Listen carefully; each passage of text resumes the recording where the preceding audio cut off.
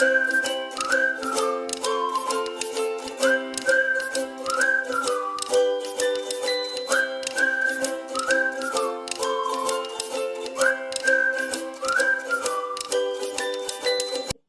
terhormat Ibu Hendriasmi dan Ibu Hersih selaku pengajar praktik CGP Angkatan 5 Kabupaten Blora. Yang kami hormati Bapak Ibu narasumber, Pak Fajar Andi Mahanto, Bapak Agus Sunardi, Bapak Muhammad Khalid Bahtiar Thohir, Ibu Umi Mayangsari, dan Ibu Ruli Saraswati. Yang saya banggakan Bapak Ibu Guru peserta diseminasi budaya positif pada siang hari ini.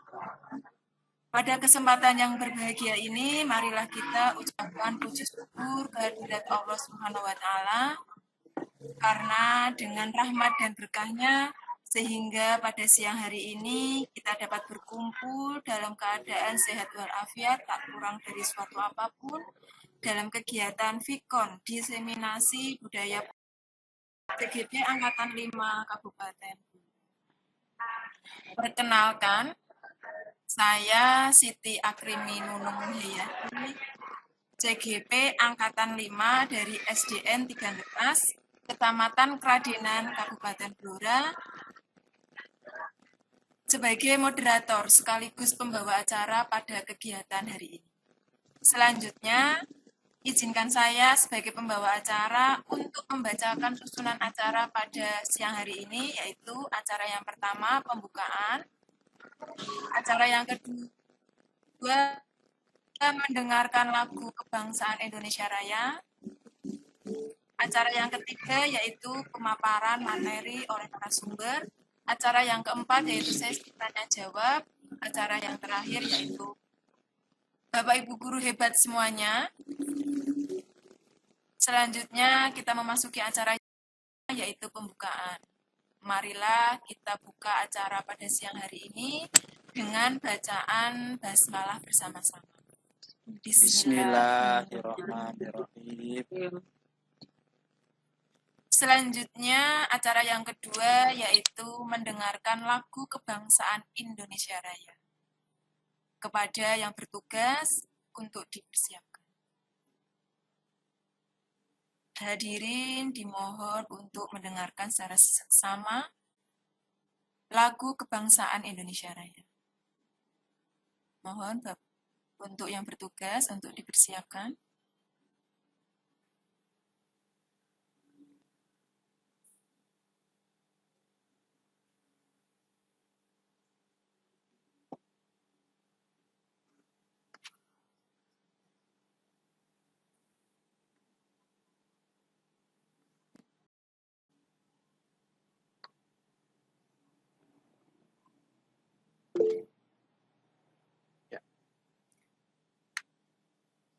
Untuk Bapak Khalid Bahtiar, monggo.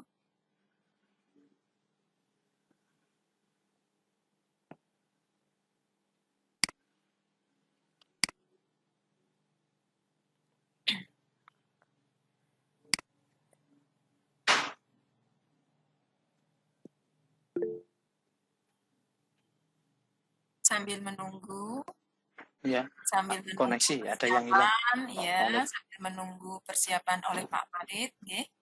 Mohon bersabar sedikit Bapak Ibu, karena kelihatannya ini terkendala oleh jaringan, sehingga Bapak Khalid keluar dari Fikon ini. Monggo Pak Khalid.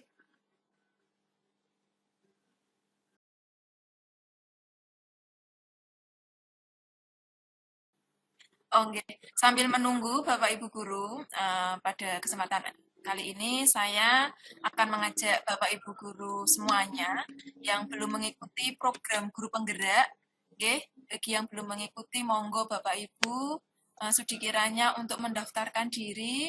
Pada saat ini telah dibuka pendaftaran program Guru Penggerak Angkatan 8 Kabupaten Blora. Monggo untuk partisipasinya. Karena di sini kita akan mendapatkan ilmu yang lebih di dalam mengikuti program Guru Penggerak. Monggo semangatnya Bapak Ibu untuk mengikuti atau mendaftarkan diri untuk mengikuti program guru penggerak Angkatan 8 Kabupaten Blora. Karena dalam mengikuti program ini Bapak Ibu tidak ada salahnya, tidak ada kurangnya, pasti akan mendapatkan ilmu yang lebih, terutama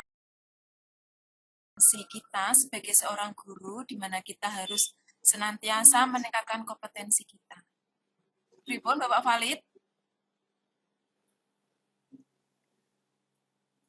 Ya, Bapak Ibu, mohon maaf karena ini kelihatannya masih terkendala oleh sinyal. Acara kita lanjutkan pripun Bapak Andi? Pak Valid sudah siap itu. Oh, sudah siap. Oke, monggo Pak Valid. Kita mendengarkan secara seksama lagu Kebangsaan Indonesia Raya. Mohon Bapak Ibu guru hadirin semuanya untuk mendengarkan secara seksama.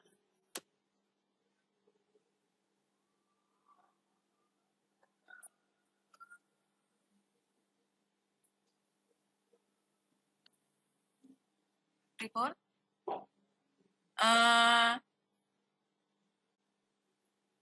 Bapak Ibu, karena koneksinya belum stabil, jadi bagaimana kalau ini cek.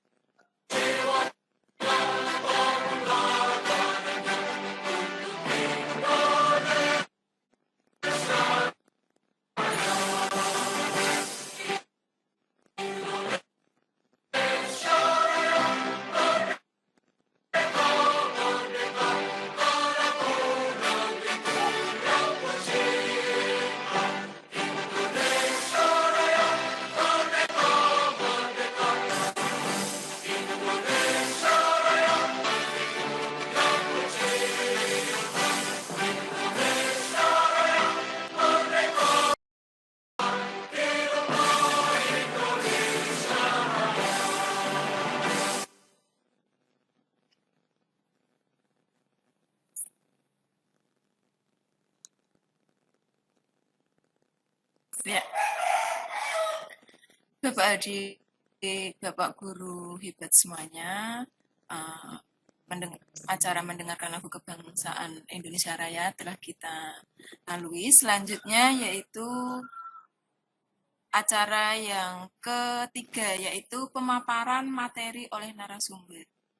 Namun sebelum sesi pemaparan materi oleh narasumber, terlebih dahulu saya akan memperkenalkan Bapak Ibu narasumber pada kegiatan siang hari ini. Mohon kepada Bapak yang bertugas menampilkan slide.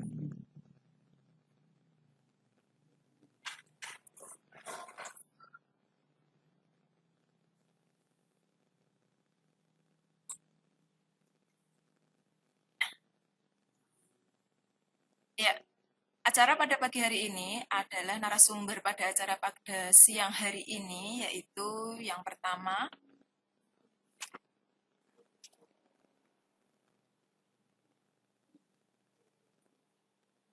Bapak Fajar Andi Marwanto, yaitu CGP Angkatan 5 dari SDN 2 Getas.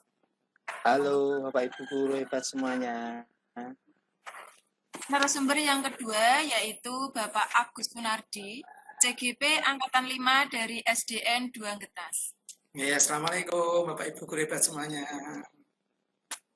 Narasumber yang ketiga yaitu Bapak Valid Bahtiar Thohir, di SDN 3 Menden Rejo.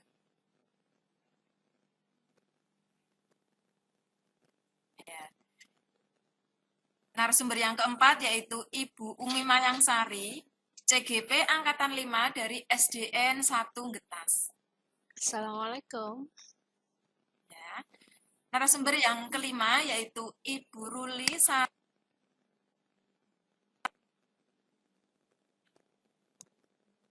Gang Lebat.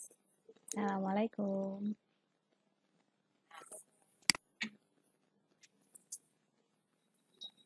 Selanjutnya yaitu mohon Bapak yang bertugas untuk menampilkan slide. Saya akan menyampaikan kesepakatan kegiatan pada siang hari ini. Monggo untuk ditampilkan slide.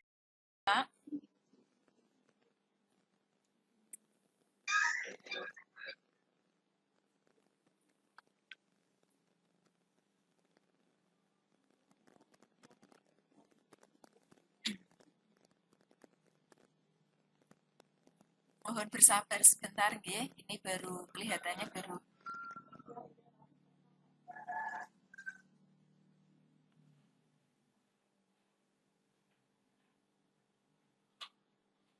Ya. Langsung next. Di dalam acara kegiatan diseminasi budaya positif pada hari ini, adapun komitmen atau kesepakatan kegiatan pada hari ini yang pertama yaitu nyalakan kamera. Jadi Bapak Ibu dimohon untuk menyalakan kamera, kemudian matikan mic. Jadi ketika ada Bapak Ibu narasumber, ketika menyampaikan materi, Bapak Ibu semuanya hadirin pada kesempatan kali ini untuk mematikan mic terlebih dahulu. Kemudian kami mengharapkan Bapak Ibu untuk hadir seutuhnya di sini, memusatkan pikiran Bapak Ibu untuk sejenak untuk memikirkan hal yang lain, kita fokus ke dalam kegiatan pada siang hari ini. Kesepakatan atau komitmen yang selanjutnya yaitu menghargai waktu. Selanjutnya yaitu buat catatan di mana Bapak Ibu peserta kegiatan pada siang hari ini dapat membuat catatan sekiranya ada hal-hal yang penting yang harus Bapak Ibu catat. Selanjutnya Bapak Ibu dapat memaksimalkan chat. Jadi ketika Bapak Ibu ingin membuat pertanyaan atau ingin membuat ulasan terkait dengan kegiatan pada siang hari ini, Bapak Ibu dapat menyampaikannya di forum chat. Selanjutnya, Bapak Ibu juga dapat mengklik raise hand di Gmeet saat ingin bertanya. Jadi, gunakanlah raise hand ketika Bapak Ibu ingin mengungkapkan pertanyaan, ingin membuat pertanyaan untuk bagi kami narasumber atau namun Bapak Ibu, kesepakatan yang selanjutnya yaitu apabila ada gangguan teknis adalah hal yang biasa dalam sesi daring, jadi mohon untuk bertanya. Selanjutnya Bapak Ibu, yaitu pada acara hari ini, yaitu pemaparan materi oleh narasumber. Adapun materi yang akan disampaikan oleh Bapak Ibu narasumber adalah materi yang pertama, yaitu perubahan paradigma dari stimulus respon ke teori kontrol, akan disampaikan oleh Bapak Agus Sunardi. Materi disiplin positif dan motivasi perilaku manusia akan disampaikan oleh Bapak Fajar Andi Marwanto.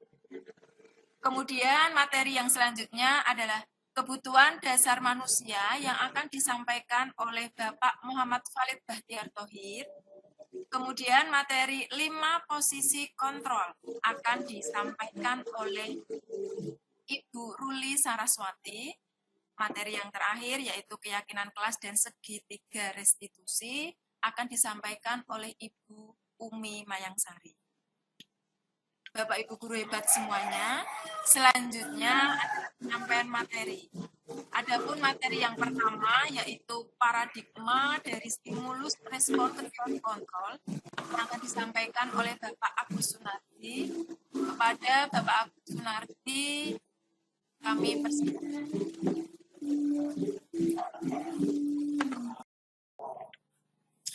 Oke, terima kasih Ibu Nunung atas waktu yang diberikan kepada saya. Assalamualaikum warahmatullahi wabarakatuh.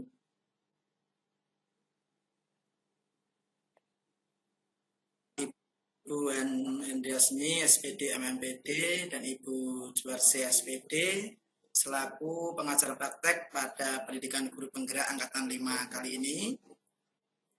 Yang kami hormati Bapak Ibu Kepala Sekolah, serta Bapak Ibu Guru dan tenaga pendidikan, anggota KKG Gajah Mada, dan semua Bapak Ibu Guru yang hadir pada seminar pagi hari ini.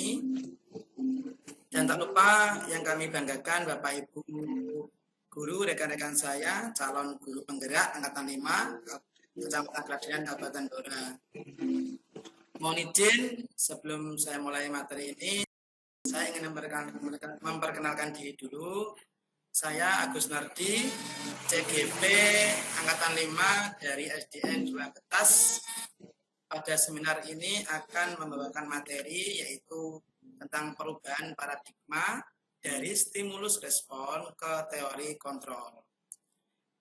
Bapak Ibu yang kami hormati, sebelum kita mulai, mari kita lihat sesama. Tenangkan hati dan pikiran, arahkan semua perhatian untuk fokus belajar. Hadirkan rasa ingin tahu, syukur, dan kebijaksanaan. Jadi hari ini Bapak Ibu Guru yang hebat semuanya, mari kita tenangkan hati dan pikiran, fokus untuk belajar pada pagi hari ini. Semoga materi ini mendapatkan berkah dari Allah Subhanahu wa Ta'ala. Next.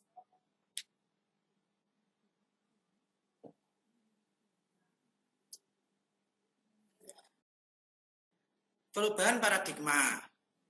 Bapak Ibu Guru yang hebat, nanti silahkan panjenengan semuanya bisa chat di pojok bawah kanan, bisa langsung chat dengan petunjuk dari yang saya lakukan berikut ini. Kita lihat bersama. Kegiatan kepalan tangan. Ada A dan B. Anda adalah A dan teman Anda adalah B. Sobeklah secari kertas kecil. Tuliskan benda atau sesuatu yang sangat berharga untuk Anda. Kita bayangkan dulu. Letakkan di salah satu tangan Anda, ini Bapak Ibu, dan genggam benda sesuatu tersebut dengan segala daya, buatlah sebuah kepalan. Oke. Teman Anda itu adalah B. Mencoba dengan sekuat tenaga, dengan berbagai cara, untuk meminta Anda memberikan benda tersebut. Walaupun B itu mengancam, menghardik, merayu, menyuap, apa saja agar dapat membuka kepalan tangan Anda. Oke Bapak Ibu Guru yang hebat, silakan apa yang Anda lakukan jika menjadi yang A. Silakan isian di chat. Silakan Bapak Ibu. Oke Bu Hendri. Silakan monggo Bapak Ibu semuanya. Silakan. Jika Anda punya sesuatu Anda genggam, teman Anda membujuk, merayu, apa yang Anda lakukan? Apakah melepas atau tetap menutup, Bapak Ibu? Monggo, silakan dicat, Bapak Ibu Guru yang hebat semuanya. Oke, Bu Umi tetap menutup. Siap, Bu Umi. Berarti tetap menutup. Monggo, Bapak Ibu yang lain. Apa yang Anda lakukan?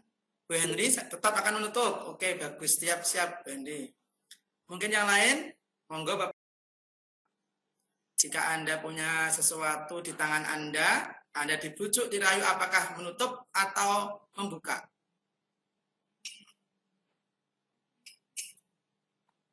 Bu Anis tetap menutup. Bagus, sip. Bagus Bu Anis ini. Mungkin Bu Anis, halo Bu Anis. Halo Bu Anis. Bisa mengungkapkan? Iya. Kenapa? Nggih, monggo Bu Anis. Silakan Bu Anis, monggo Ibu. Kenapa kok menutup Ibu? Terdengar suaranya nopo? Nggih, terdengar Ibu, monggo. Anu speaker itu. Gimana, Pak? Terdengar Ibu. Oh iya. Nggih, monggo. Kenapa jenengan menutup Ibu? Monggo Ibu. Karena saya mau merahasiakan apa kertas yang saya tulis itu. Oke, bagus Ibu. Terima kasih Ibu nggih atas waktunya, atas masukannya. Tetap menutup, Bu Ayu rezeki tetap menutup. Monggo Bu Ayu, ini Bu Ayu. Bu Ayu monggo. Kenapa Mak tetap menutup Ibu?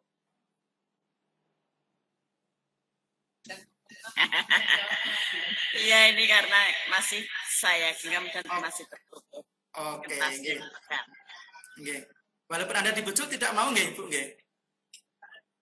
Dirayu nggak mau nggih dibujuk atau tetap bersiteguh nggih? Enggak, juga saya jawab. Oke, nggih. Terima kasih Ibu Ayu rezeki, terima kasih.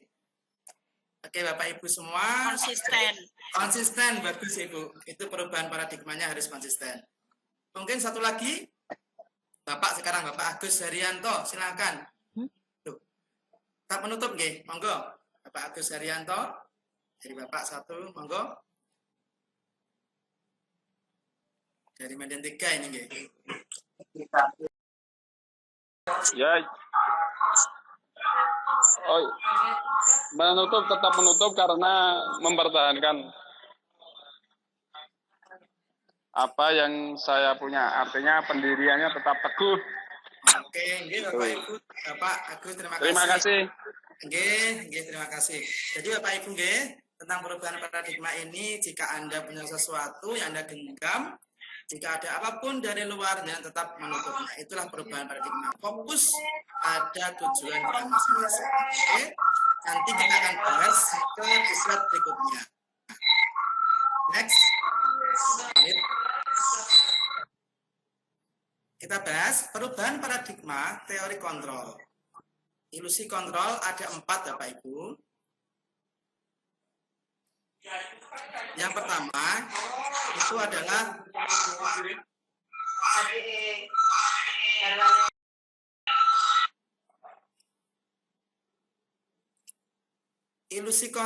ilusi guru mengontrol murid Bapak Ibu.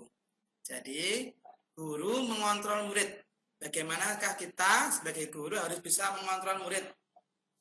Yang kedua, ilusi bahwa kritik dan membuat orang merasa bersalah dapat menguatkan karakter. Ilusi yang ketiga, bahwa semua penguatan positif efektif dan bermanfaat. Yang keempat, ilusi bahwa orang dewasa memiliki hak untuk memaksa.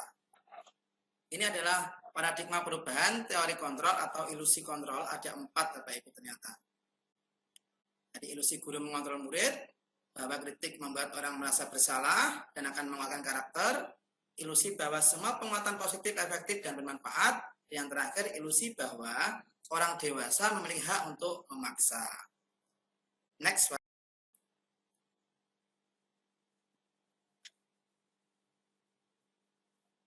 Oke. Yang terakhir yaitu perubahan paradigma stimulus respon teori kontrol. Siapa sesungguhnya yang memiliki kontrol Bapak Ibu? Kita lihat di sini. Stimulus respon dan teori kontrol kita sandingkan bersama. Apakah ada perbedaan atau tidak? Dari stimulus respon, kita mencoba mengubah orang agar berpandangan sama dengan kita. Itu stimulus respon Bapak Ibu. Ternyata di teori kontrol, kita harus berusaha memahami pandangan orang lain tentang dunia, tentang semuanya. Jadi tidak sama nggih Bapak Ibu nggih. Yang kedua, perilaku buruk dilihat sebagai suatu kesalahan. Tapi di teori kontrolnya, semua perilaku memiliki tujuan. Kalau yang respon tadi ada kesalahan, kontrol itu perilaku memiliki tujuan. Yang ketiga, orang lain bisa mengontrol saya. Jadi, kalau di stimulus respon itu orang lain bisa mengontrol saya. Kalau di teori kontrol, hanya Anda yang bisa mengontrol diri Anda. Seperti tadi, mengepal tadi. Jadi, kalau di respon, itu orang lain bisa membujuk, bisa merayu. Nah, kalau dikontrol, hanya jenengan yang bisa mengontrol diri Anda sendiri. Di fokus kata Bapak Agus tadi, fokus, dan Bu Yayu tadi ya, fokus. Lanjut, saya bisa mengontrol orang lain.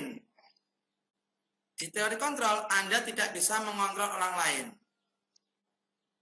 Pemaksaan ada pada saat bujukan gagal. Kalau dikontrol, kolaborasi dan konsensus menciptakan pilihan-pilihan baru. Dan yang terakhir, model berpikir atau kalah. Nah, ini yang di teori kontrolnya adalah model berpikirnya menang dan menang. Tidak ada kalah. Maten nggih Bapak Ibu, itu dari saya, materi dari saya tentang perubahan paradigma dari stimulus respon ke teori kontrol. Mohon izin membawakan pantun, jalan-jalan ke kota Mekah, ingin sembahyang berlama-lama. Semoga materi ini membawa berkah, membawa rahmat untuk kita semua. Terima kasih Bapak Ibu. Jika ada salah kata, saya mohon maaf yang sebesar-besarnya. Saya akhiri. Assalamualaikum warahmatullahi wabarakatuh. Waalaikumsalam. Waalaikumsalam Monggo, Mari Bunung, Bapak saya Ibu kembalikan kita ke Bunung. beri aplaus bersama-sama. Ya. Terima kasih Bapak Agus Sunardi atas materi yang telah disampaikan. Semoga memberikan manfaat serta memberikan baru bagi Bapak Ibu guru semuanya.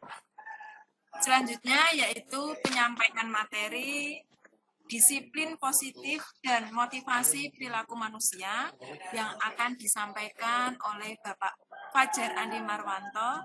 Kepada Bapak Fajar Andi Marwanto, saya persilahkan. Terima kasih waktu yang diberikan kepada saya. Kali ini saya akan menyampaikan sedikit pengetahuan atau informasi apa yang kami pelajari di dalam guru penggerak ini, yaitu tentang materi tentang disiplin positif.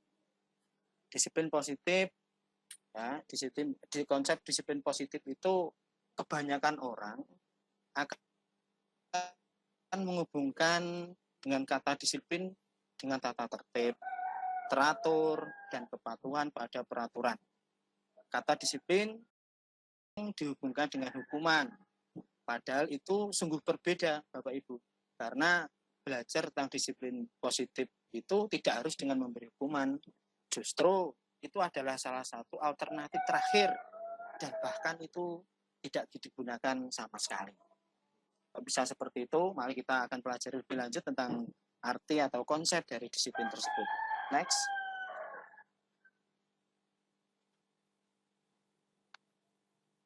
Sebagai pendidik,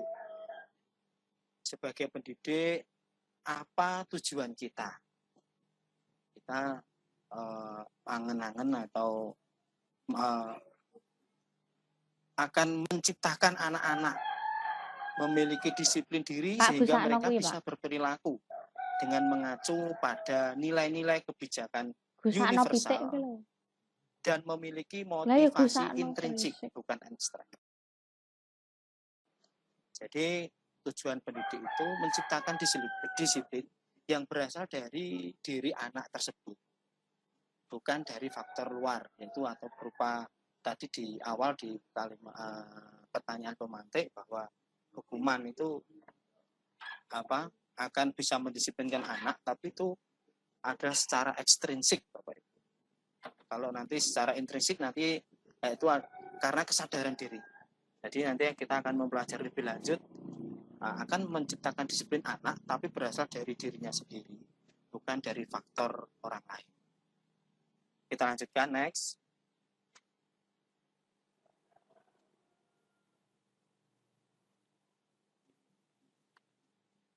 Motivasi perilaku manusia.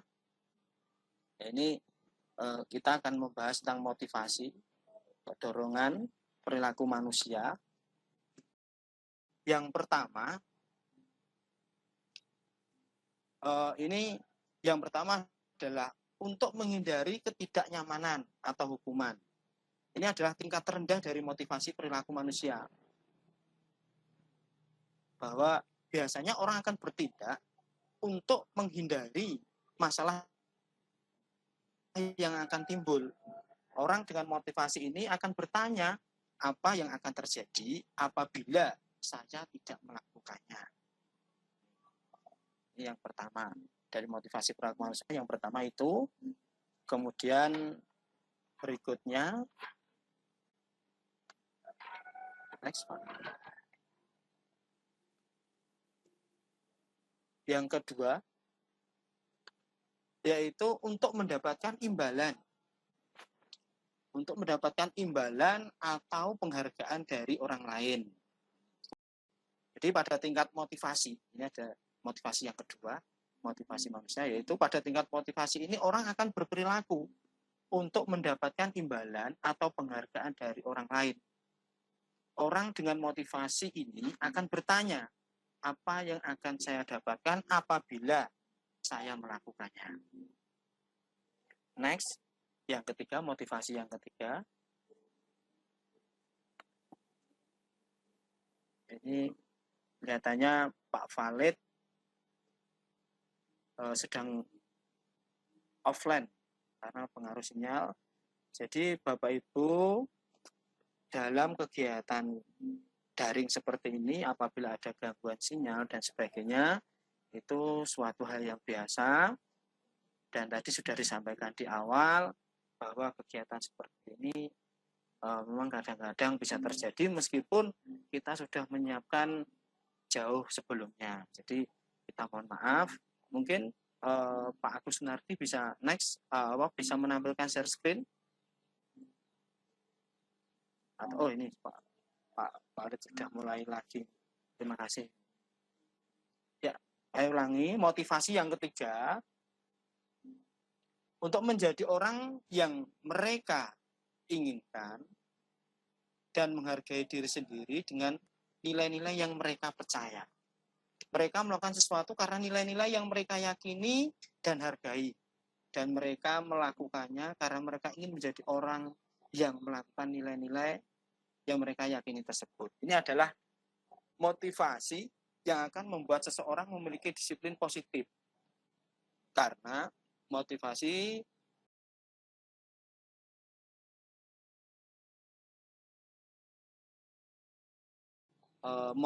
ini akan bertanya, akan menjadi orang yang seperti apa apabila saya melakukan.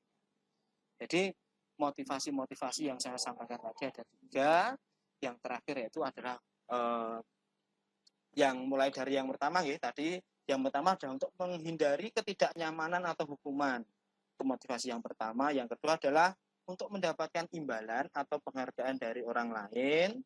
Yang ketiga, untuk menjadi orang yang mereka inginkan dan menghargai diri sendiri dengan nilai-nilai yang mereka percaya.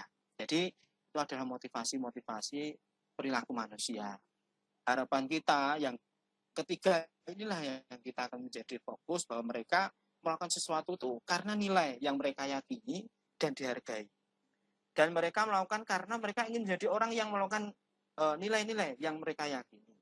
Motivasinya akan membuat seseorang memiliki disiplin positif karena motivasi berperilakunya bersifat internal, bukan dari dorongan orang lain, tapi karena kesadaran dari dirinya sendiri. Orang yang motivasinya akan bertanya, ini akan orang yang seperti apa, orang menjadi orang yang seperti apa apabila saya melakukan. Itu Bapak Ibu materi yang bisa kami sampaikan yaitu tentang kedisiplinan atau disiplin positif serta motivasi perilaku manusia. Jadi dari materi yang saya sampaikan berikanlah kesadaran diri terutama untuk kita sendiri, menyadari bahwa disiplin itu penting, bukan karena hukuman, bukan karena dari pujian orang lain, dan itu ditanamkan kepada anak didik kita untuk mendisiplinkan dirinya masing-masing secara kesadaran. Itu yang bisa kami sampaikan pada kegiatan ini. Nanti bisa disambung lagi dalam kegiatan berikutnya.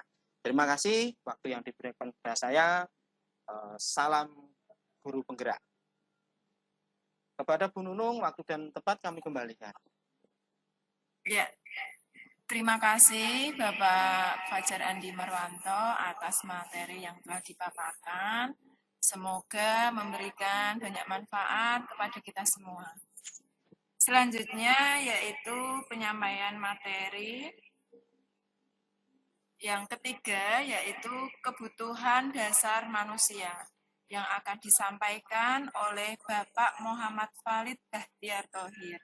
Kepada Bapak Khalid Bahtiar Thohir, kami persilahkan.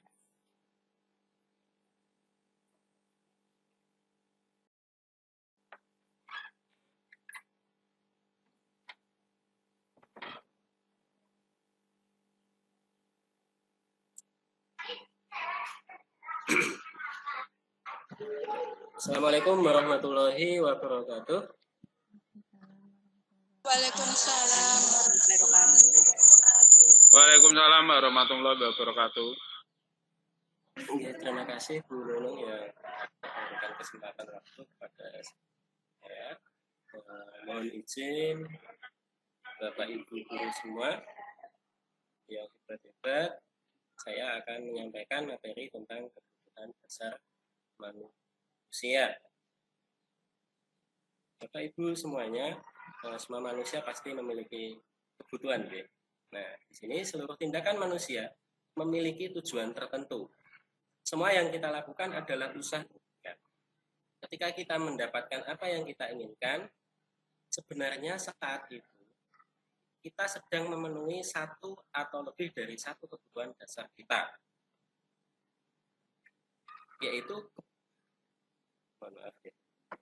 kebutuhan untuk bertahan hidup atau survival, kemudian kasih sayang dan rasa diterima, lalu kebebasan atau freedom, kesenangan atau fun, dan penguasaan atau power.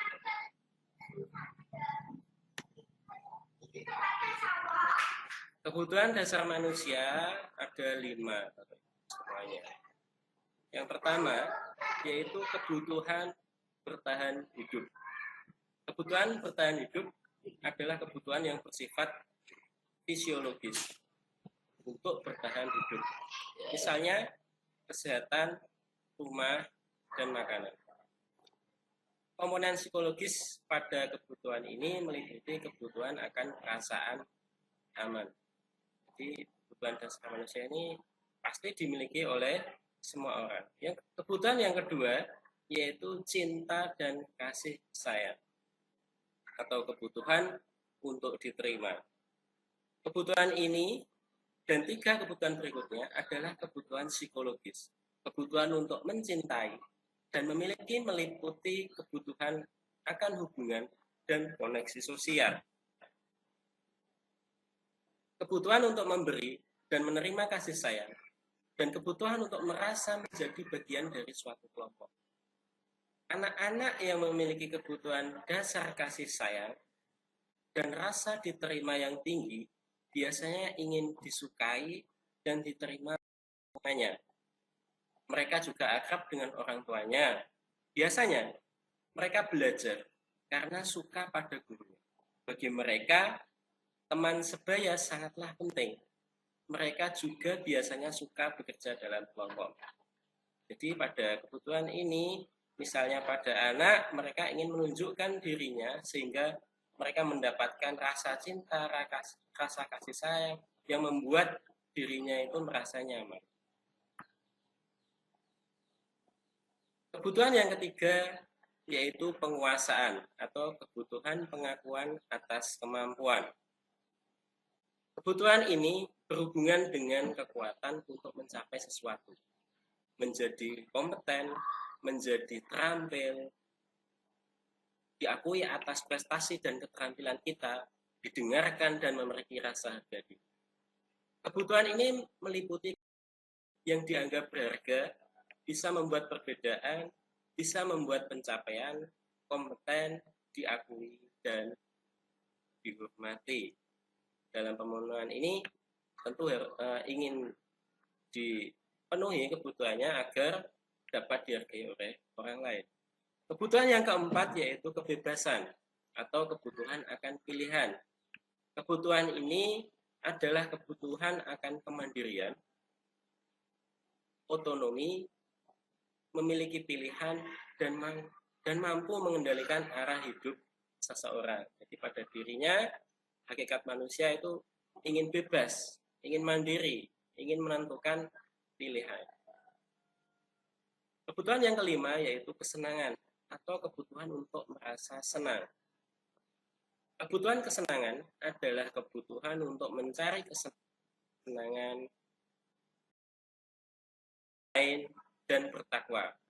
Bayangkan, hidup tanpa kenikmatan apapun betapa menyedihkan. Jadi setiap orang ingin refreshing, tidak hanya bekerja, namun juga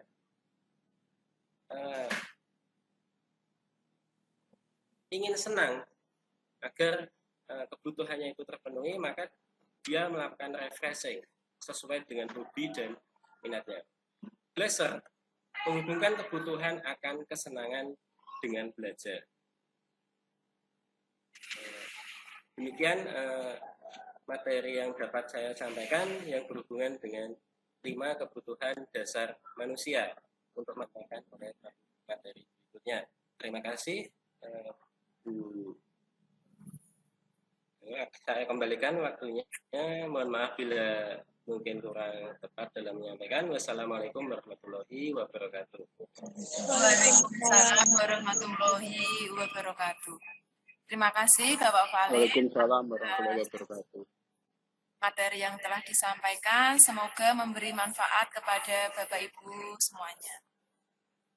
Bapak Ibu, supaya tidak kelihatan tegang, sekali lagi saya akan menyampaikan, akan mengajak Bapak Ibu guru semuanya yang belum bergabung dalam program guru penggerak Angkatan 8 Kabupaten Blora, yang tentunya pada program guru penggerak ini banyak manfaatnya, terutama dapat meningkatkan kompetensi kita sebagai guru, yang dimana kita sebagai guru harus senantiasa mau bersemangat untuk meningkatkan kompetensi kita tentunya sebagai seorang guru.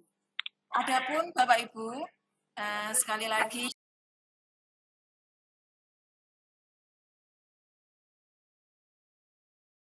Ibu dapat mendaftarkan diri dalam program guru penggerak Angkatan 8 Kabupaten Blora. Yang pendaftarannya untuk Angkatan 8 ini sampai batas waktu tanggal 30 September tahun 2020. Bapak Ibu guru hebat semuanya, maaf waktunya telah terjeda. Selanjutnya yaitu pemaparan materi oleh Ibu terkait materi 5 posisi kontrol. Kepada Ibu Ruli Saraswati, saya persilakan. Terima kasih Ibu Nunung. Assalamualaikum warahmatullahi wabarakatuh. Waalaikumsalam warahmatullahi wabarakatuh.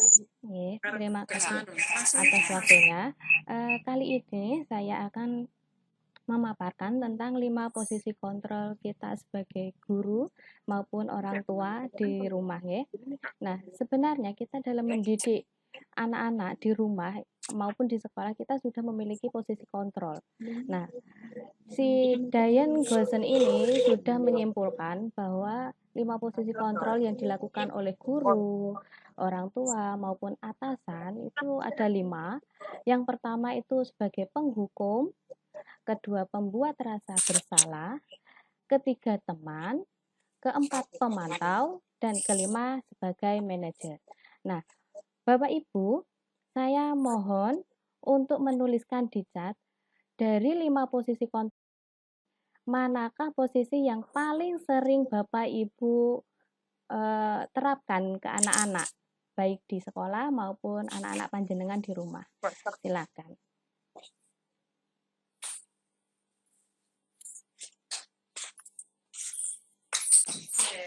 Monggo dijawab di chat ya Bapak Ibu.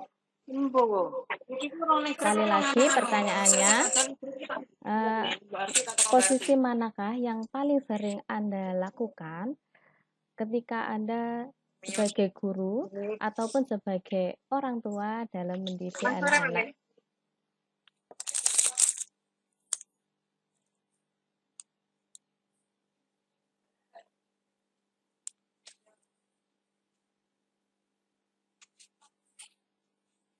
Monggo Bapak Ibu ditunggu chatnya.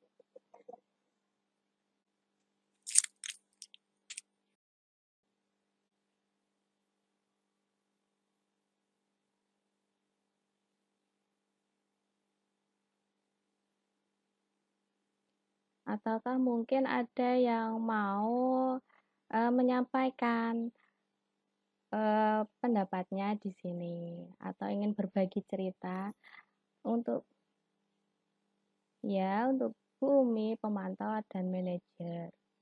Mungkin yang lain? Yang paling sering Bapak Ibu, yang paling sering Anda lakukan atau Anda terapkan ketika Anda mendidik anak-anak di sekolah maupun di rumah. Monggo para peserta, Bu Anis sebagai teman dan pemantau. Yang lain? Ditunggu jawabannya nggih.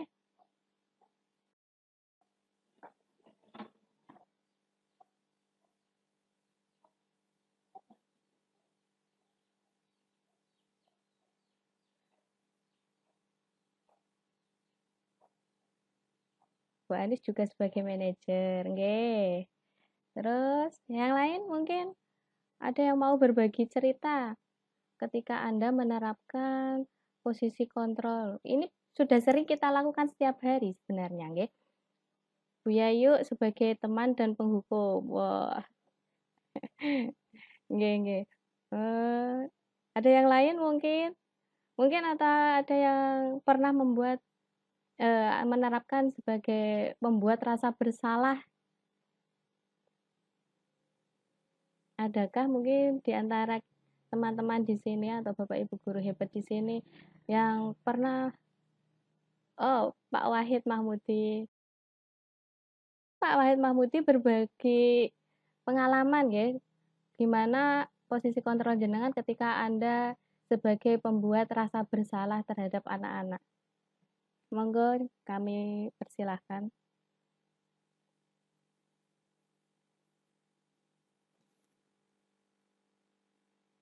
Pak Wahid Mahmudi.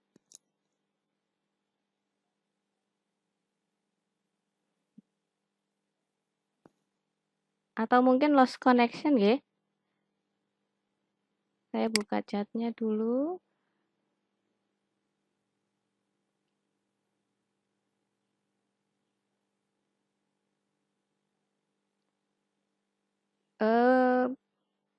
Ada teman yang lain mungkin? Bu Nunung Akrimi sebagai pembuat rasa bersalah. Bu Sugeng, mohon untuk berbagi pengalamannya Ibu tentang posisi kontrolnya sebagai teman dan pemantau serta manajer.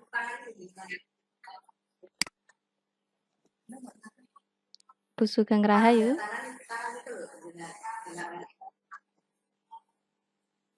Monggo Pak Wahid atau Bu Sugeng Rahayu dulu. Gimana Bu? Nggih, mohon untuk berbagi pengalaman bagaimana posisi Anda dalam mengontrol anak-anak sebagai pembuat rasa bersalah. Monggo Pak Mudi untuk sekedar sharing, berbagi dengan teman-teman. Mungkin ini posisi kontrolnya sangat efektif untuk anak-anak atau gimana gitu.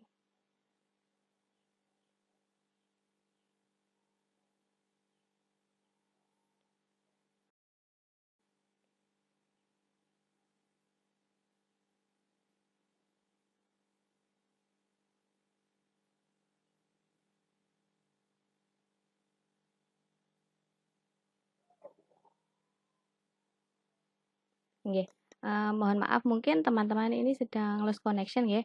Kita lanjut saja ke slide berikutnya. Next, Pak Valid. Nggih.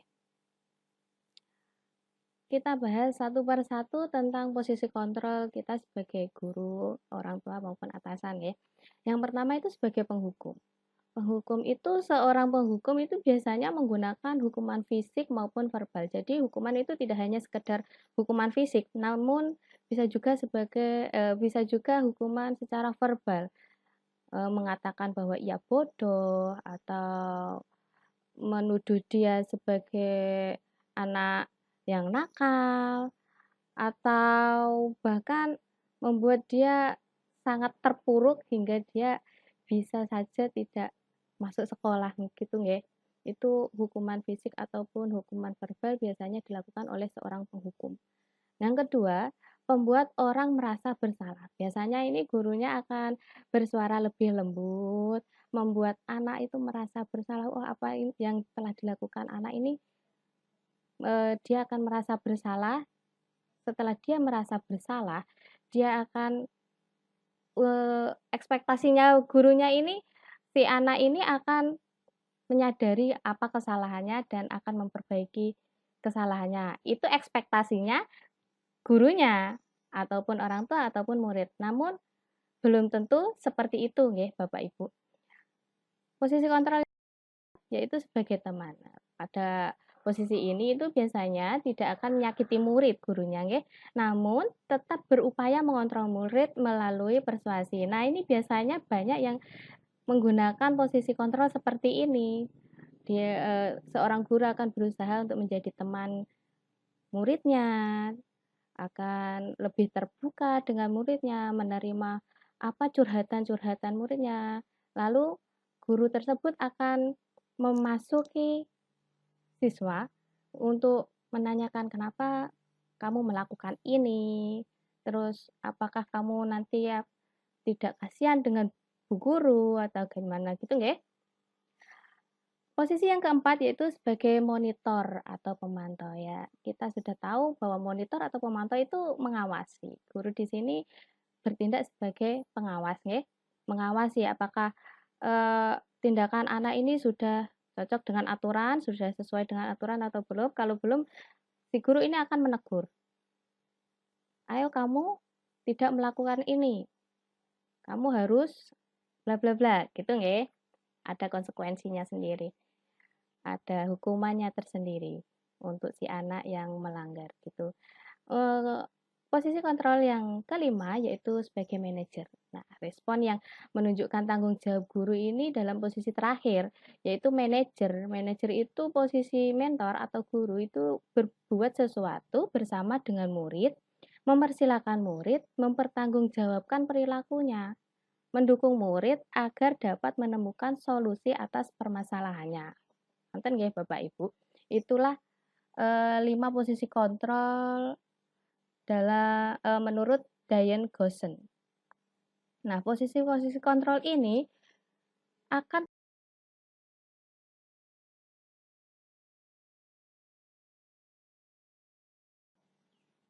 pada perilakunya. Nonton nggih Bapak Ibu. Nah, kita akan bahas satu persatu dari 5 posisi kontrol ini. Yang pertama, yaitu sebagai penghukum. Nah, biasanya tindakan yang dilakukan oleh guru itu memarahi, mengkritik, seperti yang saya bilang tadi bahwa seorang penghukum itu akan melakukan hukuman fisik maupun hukuman verbal, yaitu dengan cara memarahi, mengkritik, menyakiti, melakukan tindakan kekerasan. Nah, biasanya kata-kata yang dikatakan oleh si penghukum ini yaitu misalnya nggih, kalau kamu misal melanggar aturan ini, Bapak Ibu akan menghukum kamu untuk berlari, memutari atau mengelilingi lapangan. Nah, itu contoh sebagai penghukum. Nah, akibatnya apa Bapak Ibu? Kalau seperti ini, murid tidak akan peduli dengan gurunya atau tugas di sekolahnya. Kalau dalam istilah Jawa, ini nanti akhirnya si anak itu akan wani silit wedi rai. Nah, ngonten niku. Seperti itu nggih. Jadi dimohon untuk Bapak Ibu guru jangan memosisikan diri sebagai penghukum. Kasihan anaknya nggih, apalagi untuk perilakunya nanti akan menjadi negatif. Dia akan identitasnya nanti akan gagal. Nah, pola perilaku yang dilakukan oleh anak itu akan melanggar dan selalu mengulangi sebagai bentuk perlawanan. "Oh, aku wani loh, aku wani." Oh, kayak gitu nggih. Kalau di belakang dia berani, tapi kalau di depan, dia akan takut dengan Anda. Malah tidak ada keterbukaan nggih dengan jenengan. Nah, motivasi yang akan berkembang pada murid, setelah menerima perlakuan dari si guru penghukum ini, yaitu motivasi ekstrinsik, motivasi dari luar. Dia akan melakukan sesuatu tidak berdasarkan kemauannya sendiri, tapi berdasarkan kemauannya panjenengan. Jadi panjenengan itu malah memaksa anak untuk melakukan sesuatu, itu tidak efektif nih Bapak Ibu untuk mengembangkan motivasinya anak. Nanti dampaknya akan jadi jangka pendek. Dia dalam jangka pendek akan melakukan apa yang jenengan inginkan, tapi untuk jangka panjang tidak mungkin akan dilakukan. Ya itu tadi, pasti dia akan berani di belakang tapi takut di depan. Lanjut untuk kedua, yaitu pembuat rasa bersalah. Nah, tindakan gurunya ini karena ya namanya orang ingin membuat seseorang merasa bersalah ya pasti ada ngambek-ngambeknya ngoten nggih, seperti mendiamkan, terus menceramai ngoten. Seperti jenengan kalau ngambek gitulah nggih, mendiamkan, menceramai, membuat rasa bersalah, ngoten. Nah, perkataan yang biasa dikatakan Bapak Ibu guru ini biasanya seperti ini, "Saya kecewa sama kamu, kalau orang tuamu tahu bagaimana? Seharusnya kamu tahu kalau ini salah, kenapa kamu lakukan?" Ngoten. Itu dalam perkataannya gurunya akan biasanya seperti itu. Nah, akibat apa yang akan diterima oleh si murid? Nah, murid ini pasti akan merasa murid ini paling bodoh kalau dikatakan seperti ini, seperti itu ya. Kamu kok gini aja nggak bisa sih? Kayak gitu. Jadi anak kan, ya Allah, aku kok bodoh banget sih, aku kok nggak bisa sih, kan seperti itu. Jadi malah si anak akan merasa rendah diri. Nggak bagus juga nggih untuk anak kalau seperti itu. Kita harus malah meninggikan hatinya nggih, jangan sampai membuat anak untuk rendah diri, merasa rendah diri, ngoten. Nah, pola perilaku yang akan dilakukan anak setelah menerima, kontrol sebagai pembuat rasa akan merasa rendah diri, kurang percaya diri, ya cemas, ya khawatir, takut nanti salah lagi, takut nanti aku dibilang bodoh, takut aku nanti dibilang nakal, seperti itu nggih. Motivasi yang akan berkembang yaitu motivasi ekstrinsik. Kenapa motivasi ekstrinsik? Karena dia akan melakukan sesuatu itu berdasarkan panjenengan, tergantung dari perkataan panjenengan.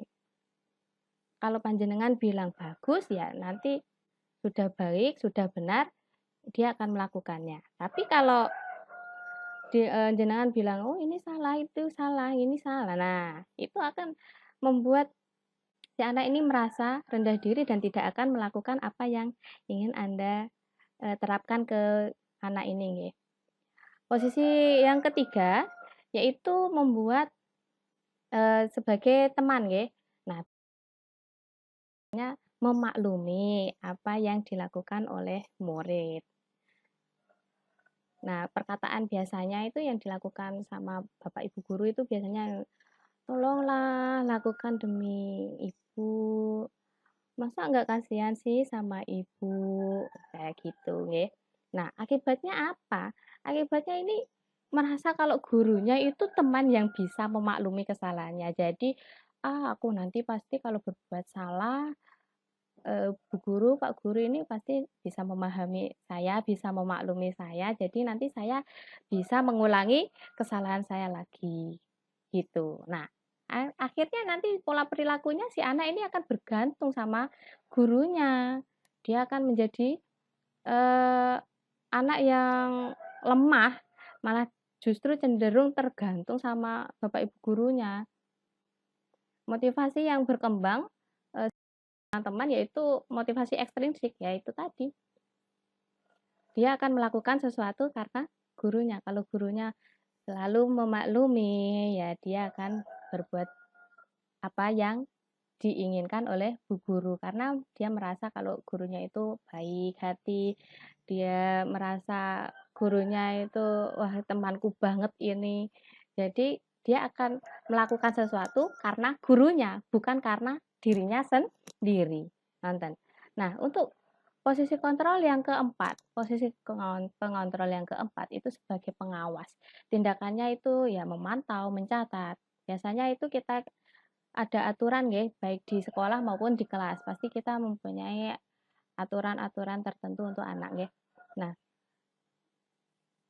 untuk itu kadang kita mengawasi anak, oh anak ini sudah bagus sesuai dengan aturan yang berlaku.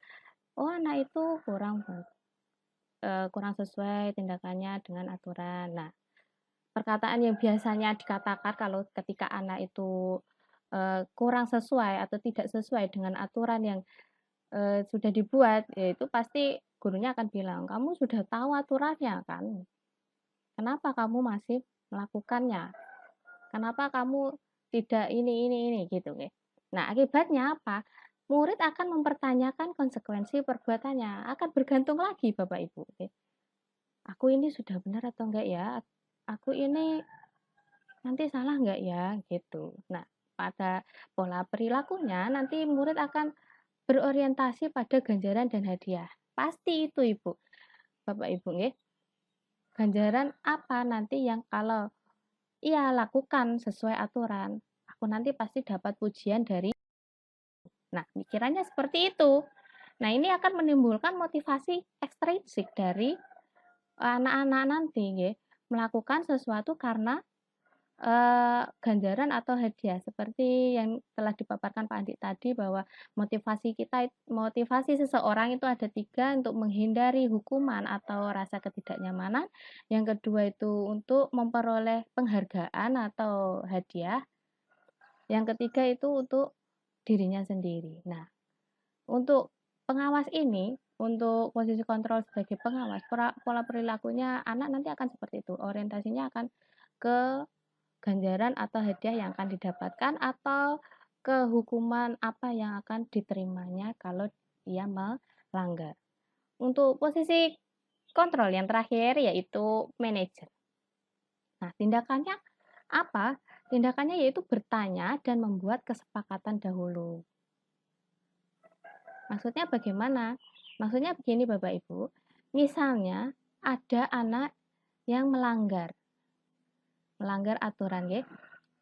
Padahal kita sudah membuat aturan itu untuk disepakati bersama. Nah, si guru sebagai manajer ini nanti akan mempertanyakan kesalahannya apa atau apa sih pengennya kamu itu kayak gimana? Kok kamu sampai melakukan kesalahan seperti ini?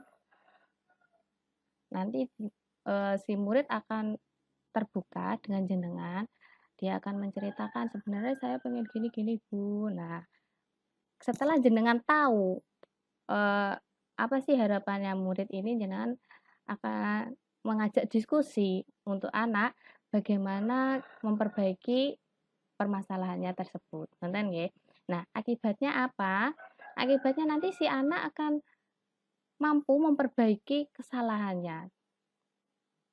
Apa yang bisa ia lakukan untuk memperbaiki kesalahannya supaya tidak terulang lagi. Karena dia setelah diajak diskusi itu nanti dengan sendirinya akan muncul motivasi intrinsik dari dalam dirinya, dari hatinya supaya berbuat lebih baik lagi. Nonton. Nah, pola perilaku yang akan dilakukan oleh murid ketika kita menerapkan posisi sebagai manajer itu mereka akan disiplin dari dalam diri, bukan karena jenengan yang meminta, tapi karena dirinya sendiri dari dalam hatinya mereka ingin disiplin. Ngoten nggih. Nah, ini nanti akan membentuk identitas yang sukses untuk anak. Bukan yang lain-lain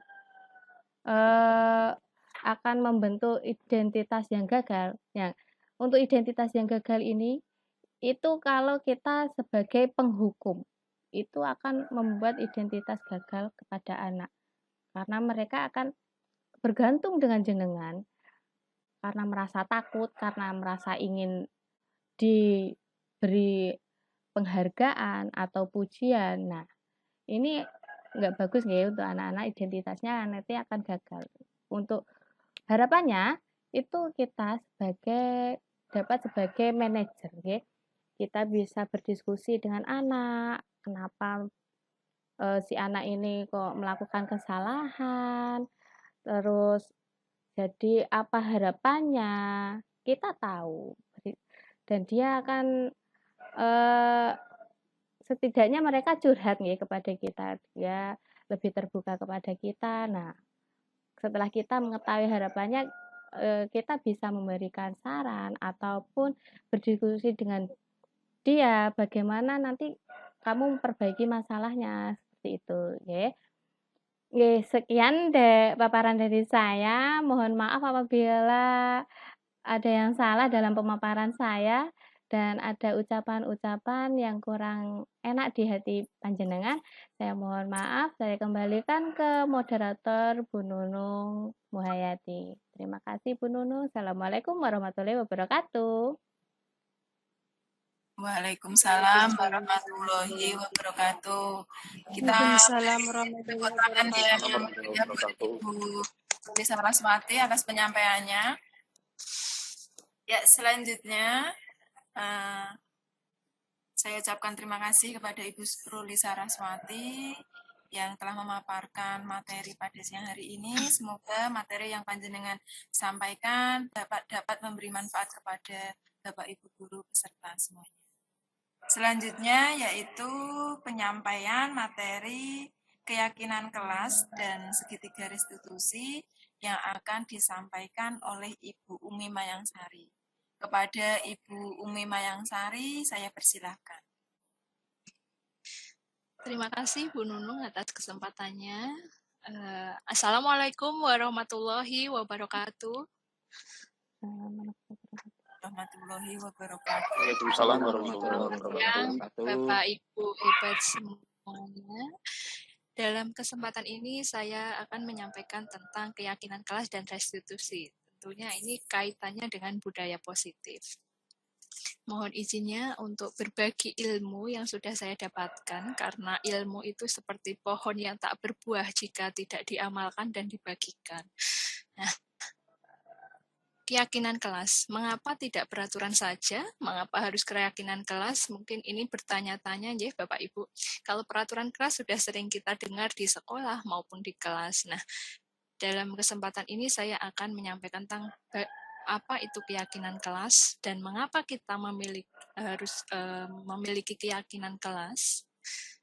Untuk mendukung motivasi intrinsik yang sudah disampaikan oleh teman-teman tadi, bahwa kembali lagi ke nilai-nilai atau keyakinan lebih menggerakkan seseorang untuk melakukan sesuatu dibandingkan dengan serangkaian peraturan-peraturan itu sendiri. Nah, baik Bapak Ibu, sebelum saya ke slide selanjutnya, di mana dalam menumbuhkan budaya positif itu diperlukan disiplin positif. Disiplin positif itu disiplin yang kuat dari dalam diri seseorang untuk melakukan sesuatu. Nah, sekarang ini pemerintah sedang memprogramkan untuk mewujudkan profil pelajar Pancasila. Tentu hal ini tidak asing lagi untuk Bapak Ibu guru semua. Coba Bapak Ibu guru, saya ingin tahu profil pelajar Pancasila yang Bapak Ibu tahu itu apa saja, bisa dituliskan di chat atau disampaikan secara langsung. Apa itu saja profil pelajar Pancasila?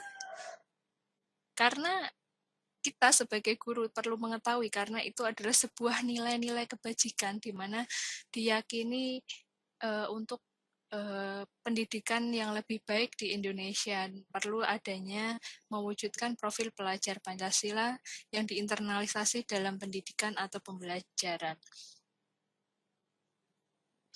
Apakah di chat sudah ada yang menuliskan? Apa saja profil pelajar Pancasila itu?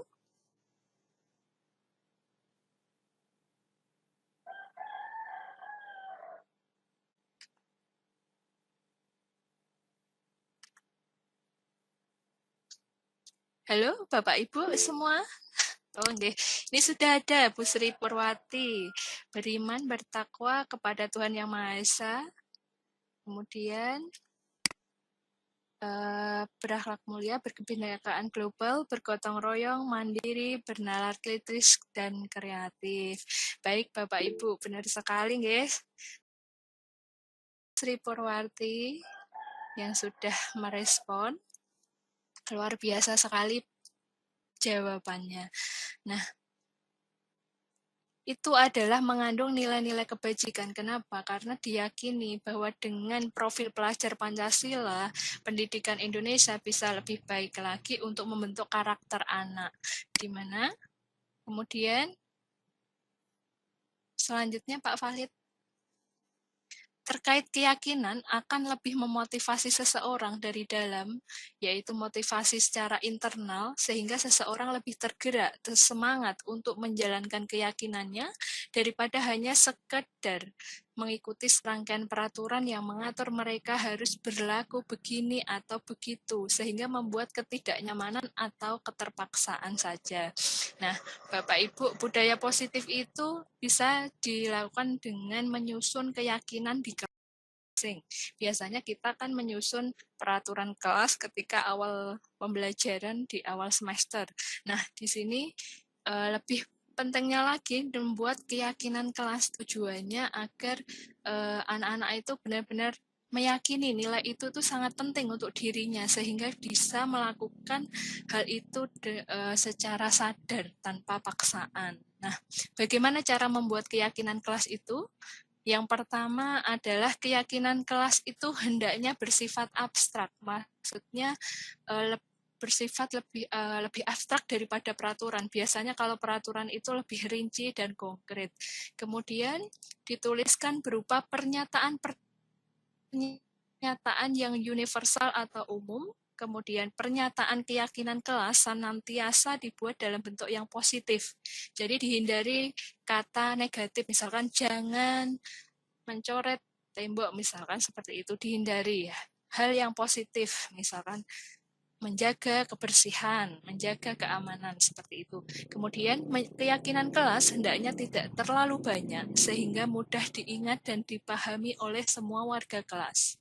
Selanjutnya, keyakinan kelas itu sebaiknya sesuatu yang mudah diterapkan di lingkungan sesuai dengan kondisi sekolah masing-masing atau kondisi kelasnya masing-masing.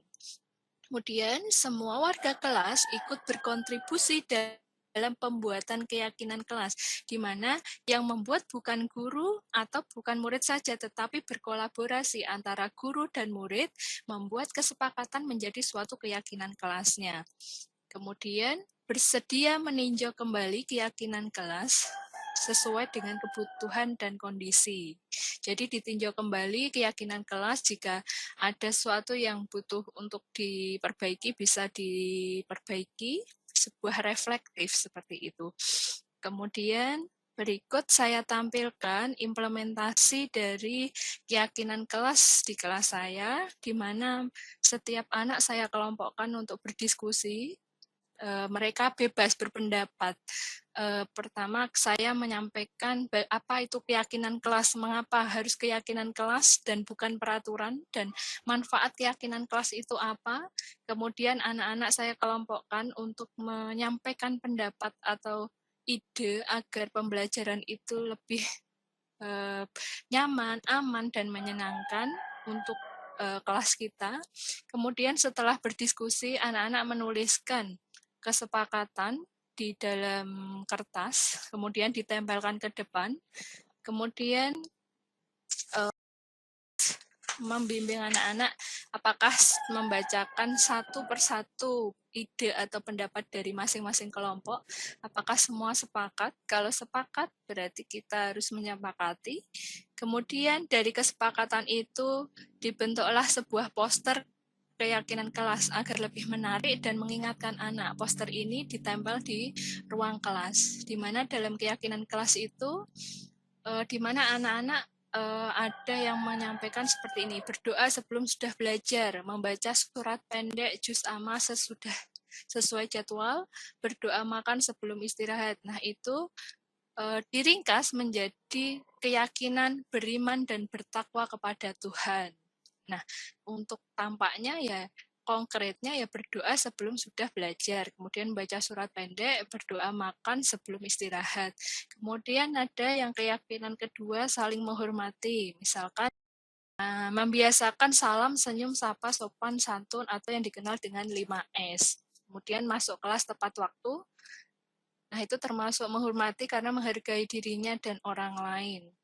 Dan masih banyak lagi keyakinan kelas yang disesuaikan dengan kondisi kelas masing-masing, sehingga terciptalah lingkungan belajar yang positif, aman, nyaman, dan menyenangkan, seperti itu. Baik, Bapak Ibu, kemudian untuk selanjutnya, ini adalah bukti-bukti dokumentasi pelaksanaan keyakinan kelas beriman dan bertakwa kepada Tuhan, di mana anak sebelum belajar membaca doa, kemudian dilanjut membaca surat pendek juz amma. Biasanya satu hari itu bisa disesuaikan, bisa 2 atau sesuai jadwal seperti itu. Kemudian berdoa makan sebelum istirahat, di mana di sini juga terkait dengan profil pelajar Pancasila bahwa nilai beriman bertakwa kepada Tuhan Yang Maha Esa. Kemudian selanjutnya ini adalah dokumentasi saling menghormati. Salah satu yang sudah dilakukan yaitu masuk kelas tepat waktu karena menghormati dirinya dan menghormati orang lain. Kemudian masuk dengan mengucapkan salam, senyum, sapa, sopan, dan santun. Seperti itu. Kemudian pelaksanaan keyakinan kelas yang ketiga adalah semangat belajar dengan guru memberikan metode dan strategi yang bervariasi dan menarik yang berpihak pada murid. Anak-anak akan semangat untuk belajar. Hal ini bisa dilihat di sini dengan belajar bilangan bulat, diberikan kartu-kartu, ada bilangan bulat positif dan negatif, kemudian ada tanda, kemudian ada 2 anak yang bertugas di depan mengambil acak bilangan itu, kemudian yang lain mengerjakan sesuai petunjuk gurunya, misalkan Galang mendapatkan bilangan negatif 20, yang satu anak putri misalnya mendapatkan bilangan 20. Nah, gurunya memberi petunjuk dan mengambil tanda. Misalkan yang diambil ternyata penjumlahan. Berarti Galang ditambah putri. Nah, anak-anak yang lain langsung segera mengerjakan. Nah, yang sudah nanti dikasih waktu, kemudian anak-anak yang benar bisa angkat tangan seperti itu. Dan bisa divariasikan lagi dalam bentuk-bentuk metode dan strategi pembelajaran yang menyenangkan. Sehingga anak-anak itu belajar itu tidak terasa. Rasanya belajar seperti bermain. Seperti itu Bapak Ibu. Kemudian ada pelaksanaan keyakinan kelas, menjaga kebersihan diri dan kelas. Yang sudah dilaksanakan yaitu melaksanakan piket sesuai jadwal, kemudian membersihkan lingkungan kelas, seperti taman, depan kelas. Kemudian ada Jumat bersih, di mana di sini ada kuku. Jadi memeriksa kebersihan kuku. Setiap hari Jumat diperiksa kebersihan kukunya. Kemudian mencuci tangan ketika istirahat, seperti itu. Jadi ini nilai keyakinan yang sudah dilaksanakan. Kemudian, next. Pelaksanaan keyakinan kelas yang bersikap positif. Misalkan saja membiasakan dalam mengucapkan tolong, maaf, dan terima Kemudian mengembalikan barang sesuai tempatnya, misalnya mengembalikan sepatu ya di rak sepatu, mengembalikan buku di rak bukunya, seperti itu Bapak Ibu. Terkait keyakinan kelas yang sudah dilaksanakan. Kemudian ini juga ada contoh dari teman yang lain terkait implementasi keyakinan kelas, di mana keyakinan kelas itu disusun bersama, tidak hanya guru yang menyusun ataupun murid saja yang menyusun, tetapi berkolaborasi, kesepakatan bersama. Next. Nah, ini juga ada bentuk pelaksanaan keyakinan kelas seperti sholat duha pagi hari dan melaksanakan piket kelas. Baik, Bapak Ibu, terkait disiplin positif tadi, nggih, terkait keyakinan kelas untuk menumbuhkan disiplin positif. Kenapa disiplin positif itu sangat penting? Karena menurut di Ki Hajar Dewantara bahwa untuk mencapai kemerdekaan dalam konteks pendidikan kita saat ini, untuk menciptakan murid yang merdeka, syarat utamanya adalah harus ada disiplin yang kuat. Nah, disiplin yang dimaksud adalah disiplin diri, motivasi internal. Jika kita tidak memiliki motivasi internal, maka barulah memerlukan pihak lain untuk mendisiplinkan kita, yaitu motivasi eksternal, seperti itu.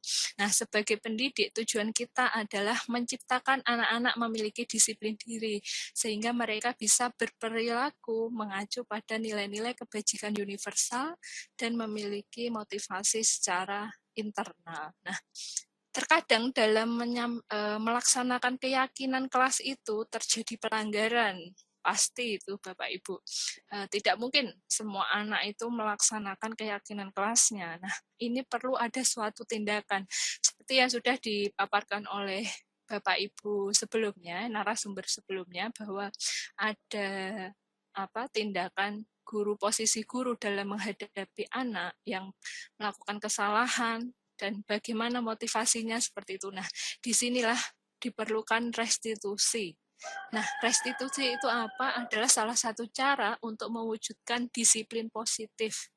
Di mana ini restitusi itu menurut Gosen, proses menciptakan kondisi bagi murid untuk memperbaiki kesalahan mereka, sehingga mereka bisa kembali pada kelompok mereka dengan karakter yang lebih kuat, seperti itu.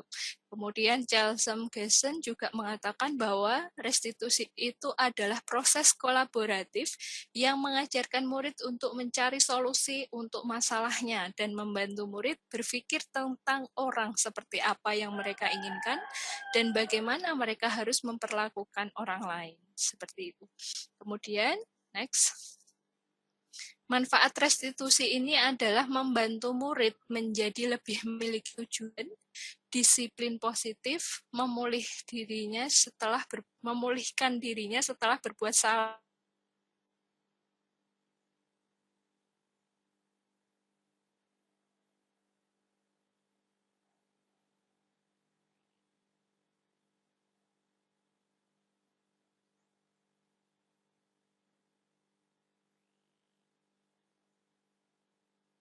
Konsekuensi dan restitusi, dan diharapkan saat ini kita sebagai pendidik bisa memberikan tindakan yang ketiga ini, yaitu restitusi, karena hukuman itu bisa memberikan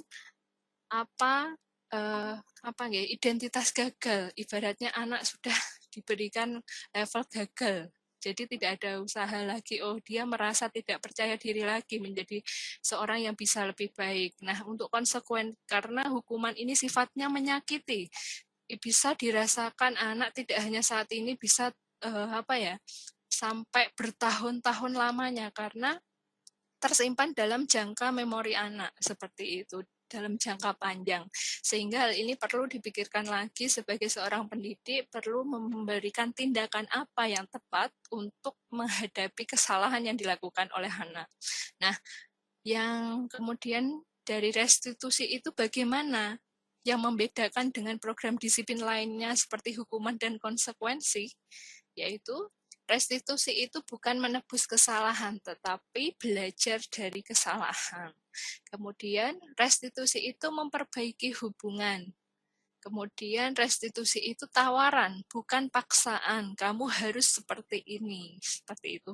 Kemudian restitusi itu menuntun untuk melihat ke dalam dirinya.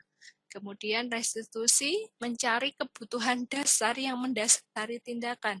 Telah diketahui tadi ada 5 kebutuhan dasar manusia, bahwa orang yang melakukan kesalahan itu pasti ada alasannya, karena untuk memenuhi kebutuhan dasar, entah itu kesenangan, atau kebebasan, atau penguasaan, atau bertahan hidup, atau yang lainnya.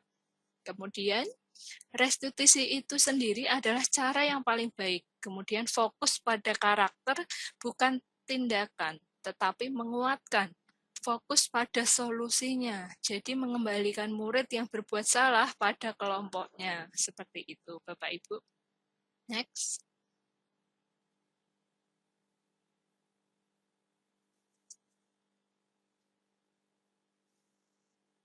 Baik, di sini ada video tentang restitusi, di mana restitusi itu sendiri sebelum ke implementasinya ya Bapak Ibu, ada tahapan restitusi yang diberi nama segitiga restitusi, di mana dalam tahapan segitiga restitusi ini ada 3 langkah, yaitu menstabilkan identitas, yang kedua adalah memvalidasi tindakan yang salah, yang ketiga adalah menanyakan keyakinan. Nah, menstabilkan identitas di sini itu jika anak berbuat salah, maka ada kebutuhan dasar mereka yang tidak terpenuhi, itu pasti. Sebagai guru harus mampu memahami dulu kebutuhan dasar apa yang mereka tidak terpenuhi. Bagian dasar segitiga restitusi ini memiliki tujuan untuk merubah orang yang gagal menjadi orang yang sukses. Seperti itu, sesuai teori kontrol yang sudah dijelaskan tadi, bahwa kita semua akan melakukan hal yang terbaik yang bisa kita lakukan. Kemudian, teori kontrol, langkah yang kedua, memvalidasi tindakan salah. Setelah menstabilkan identitas, kemudian guru itu perlu memvalidasi tindakan yang salah, memahami kebutuhan dasar yang mendasari tindakan anak berbuat kesalahan. Karena menurut teori kontrol, semua tindakan yang dilakukan itu pasti ada alasannya. Kemudian langkah yang ketiga adalah menanyakan keyakinan, di mana di sini kembali lagi, setelah tadi sudah melakukan membuat keyakinan kelas, kok ada yang melanggar, ditanyakan kembali apakah anak itu sudah melakukan keyakinan, apa keyakinan yang kelas yang sudah dibuat. Nanti dengan diharapkan dengan seperti itu anak akan terbuka pikirannya, kemudian termotivasi secara internal. Kemudian guru juga menanyakan solusi apa yang bisa kamu lakukan untuk memperbaiki kesalahanmu. Jadi guru memberikan tawaran, bukan paksaan kamu harus seperti ini, bukan seperti itu. Ketika mereka sudah menemukan gambaran tentang solusinya, guru membantu mereka fokus untuk mencapainya. Nah, inilah yang akan menumbuhkan motivasi internal anak, seperti itu. Selanjutnya, contoh kalimat pada tahapan segitiga restitusi, misalnya pada tahap pertama menstabilkan identitas, guru bisa memberikan kalimat seperti ini. Tidak ada manusia yang sempurna, pasti semua pernah berbuat salah, namun bisa memperbaikinya. Kemudian, tidak ada manusia yang sempurna, berbuat salah itu tidak apa-apa, tetapi harus memperbaikinya, seperti itu. Kemudian pada tahap kedua, itu memvalidasi kesalahan. Caranya dengan kalimat, misalkan, kamu pasti punya alasan mengapa melakukan hal itu, kemudian kamu boleh mempertahankan sikap itu, tapi harus menambahnya dengan sikap yang baik lainnya. Nah, setelah tahap kedua, tahap ketiganya adalah menanyakan keyakinan. Ini dengan kata-kata misalkan, apa yang telah kita sepakati di kelas. Nah, apa bayangan kita tentang kelas yang ideal itu seperti apa? Kamu ingin menjadi orang yang seperti apa? Seperti itu, Bapak Ibu. Nah, berikut ini adalah contoh restitusi yang sudah dilakukan. Bapak Valid bisa menampilkan, di mana di sini saat istirahat terlihat seorang murid yang membuang sampah sembarangan dengan cara dilempar. Padahal keyakinan kelasnya sudah menjaga kebersihan. Tentu hal ini perlu adanya tindakan tindak lanjut dari guru, sebuah restitusi untuk memperbaiki diri anak.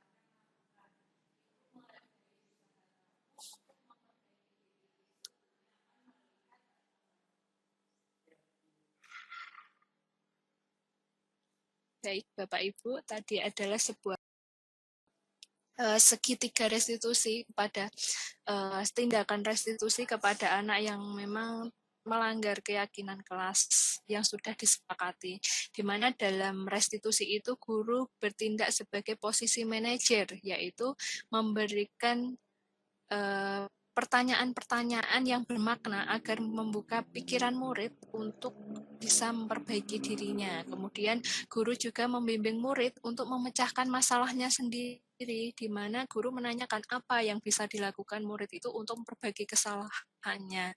Dan guru juga melihat perkembangan diri anak setelah mendapatkan solusi itu. Nah, di sini akan memilih dengan seperti itu akan memiliki sikap disiplin yang positif, yaitu murid memiliki sikap yang mandiri, bertanggung jawab, dan dapat memecahkan masalahnya sendiri. Seperti itu, Bapak Ibu.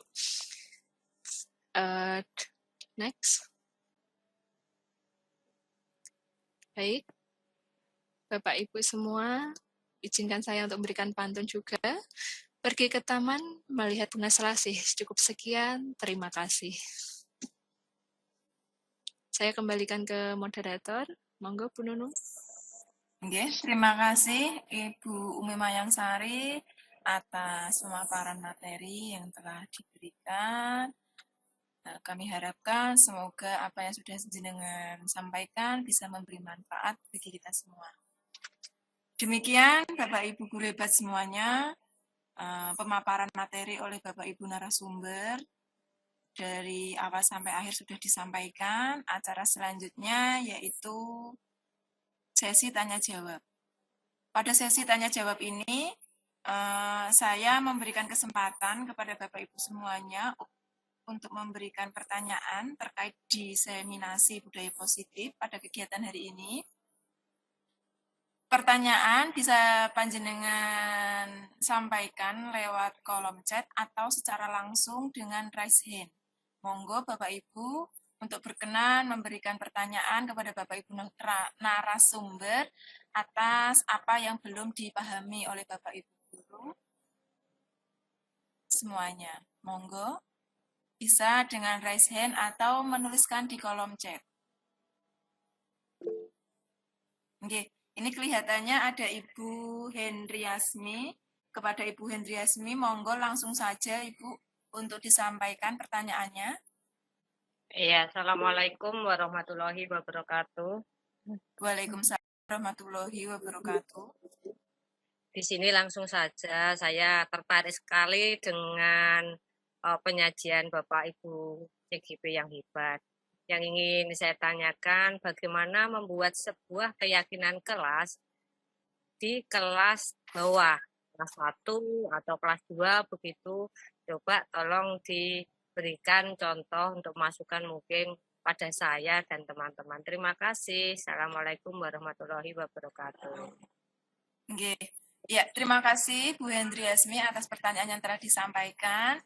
Di sini Bapak Ibu narasumber akan berusaha menjawab dari pertanyaan Ibu Henry, yaitu terkait bagaimana cara membuat keyakinan kelas untuk siswa kelas rendah. Di mana mungkin siswa kelas rendah ini kan kemampuannya masih anak-anak ya, anak-anaknya masih rendah ya. Jadi mungkin agak kesulitan di dalam membuat keyakinan kelas. Monggo Ibu Bapak Ibu narasumber sinten sing badhe memberikan jawaban atau komentar, atau saya tunjuk nggih pripun? Monggo Bapak Valid. Oke. Terima kasih Bu Nunung atas waktunya.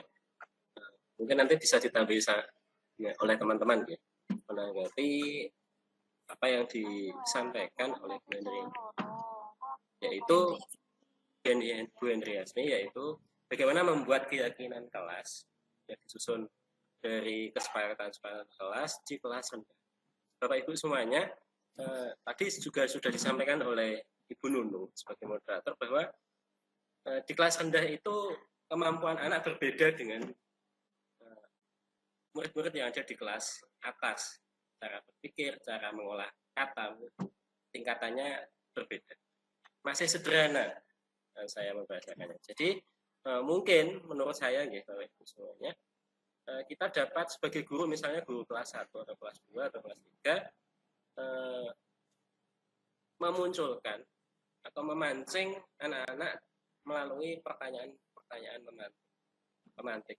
Misalnya anak kan sulit mengekspresikan apa yang ada di hatinya, sehingga dipancing dulu dengan beberapa pertanyaan atau beberapa kalimat.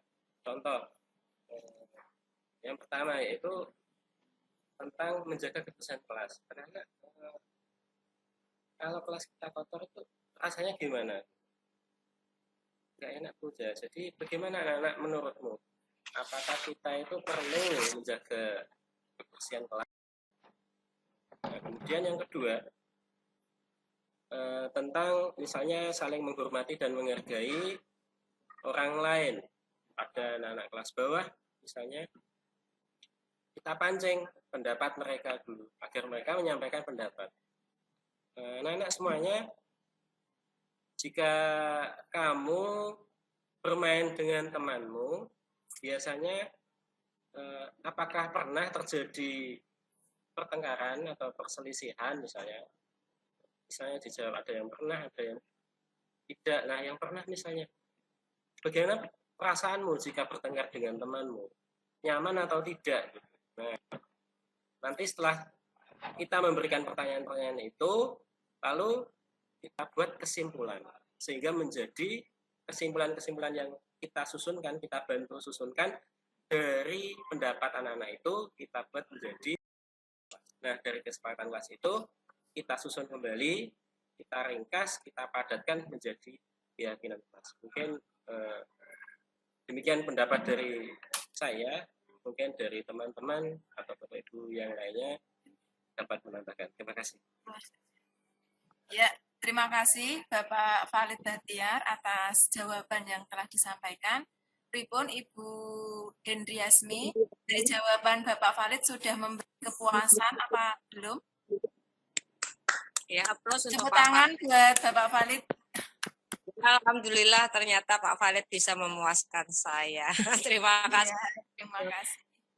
Oke, selanjutnya ini ada pertanyaan saya ambil dari kolom chat, yaitu pertanyaan dari SDN Satu Getas. Mungkin ini pertanyaan dari gabungan dari guru-guru di SDN Satu Getas ya. Pertanyaannya adalah bagaimana mewujudkan profil pelajar Pancasila melalui budaya positif. Nah, pertanyaan ini sangat luar biasa sekali. Ya, jadi kita nanti akan tahu bagaimana cara untuk mewujudkan profil pelajar Pancasila melalui budaya positif.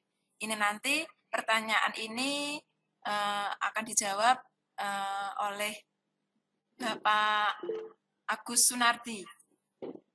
Oh, ini dari Ibu Umi Mayangsari, Badi menjawab. Mohon maaf Ibu Umi Mayangsari, ini terkait kersane tadi kan jenengan sudah menjelaskan panjang dan lebar. Saya ingin mencari jawabannya dari Bapak Agus Sunardi. Baik. Monggo Bapak Agus untuk memberi jawaban atas pertanyaan dari Bapak Ibu Guru di SDN Satu Getas. Terima kasih Ibu Nunung atas waktunya. Mungkin setahu saya, sepengetahuan saya, karena beriman, bertakwa, beragnia, berkebinekaan global, bergotong royong, mandiri, bernalakritis dan kreatif. Bagaimana cara kita agar terlaksana? Nanti Bumi monggo menambahi. Bagaimana bisa terlaksana dengan budaya positif? Mungkin pertama kita memberikan kebiasaan dulu atau keyakinan kelas yang Pak Khalid tadi sudah dibahas. Kita membuat keyakinan kelas dulu. Dan contohnya tentang beriman bertakwa. Jadi setiap masuk, setiap ketemu harus salam dulu. Itu kan juga budaya positif yang bisa kita laksanakan. Terus bergotong royong, bisa di kelas, bisa antar kelas, satu sekolah. Benar kritis, mungkin waktu ketika pembelajaran harus benar kritis. Itu yang perlu kita galakan dulu di masing-masing kelas. Jadi seperti budaya, harus membudaya dulu. Sehingga nanti bisa tercapai profil pelajar Pancasila. Seperti itu.